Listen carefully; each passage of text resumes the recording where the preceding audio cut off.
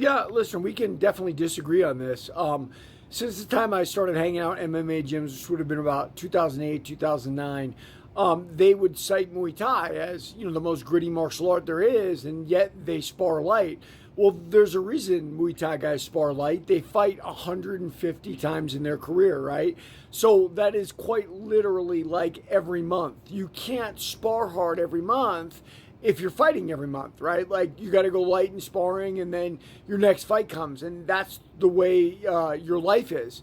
MMA guys, it's a very, very different situation. First of all, they spend a lot of their time grappling, right? And second of all, they certainly don't fight nearly as much as that. I don't think there's been, many MMA fighters with 150 fights. Maybe Jeremy Horn, who's a rare throwback. He's over here in Utah, actually. I haven't gone to his gym. I haven't gotten the chance. Maybe I've been there once. I haven't trained there. But yeah, no, I wholeheartedly disagree with you that. And what we've had, and I know jiu-jitsu has been a base for Vale Tudo, right? A base for mixed martial arts, and that's great. It wouldn't be here without jiu-jitsu. So I'm very happy about that. But what's happened is there's a bunch of jiu-jitsu people that kind of fake stand-up. And then they use the excuse like, well, yeah, that's just Muay Thai. But none of them really do Muay Thai when they do stand-up. They do some weird combination of boxing and Muay Thai. And it's MMA type sparring. And I see it all over the landscape. And it's why they don't ever really master those arts in individuality. And that's sad because they do master jiu-jitsu individually.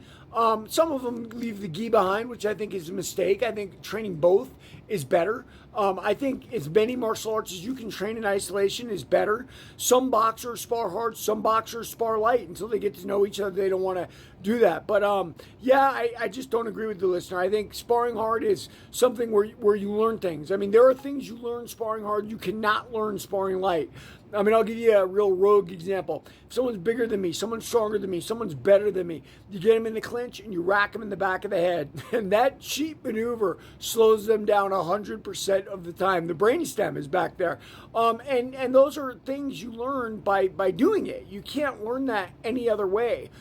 So yeah, I mean, my belief is that we've got to spar hard sometimes. It doesn't have to be like my day where every single sparring session is 100%.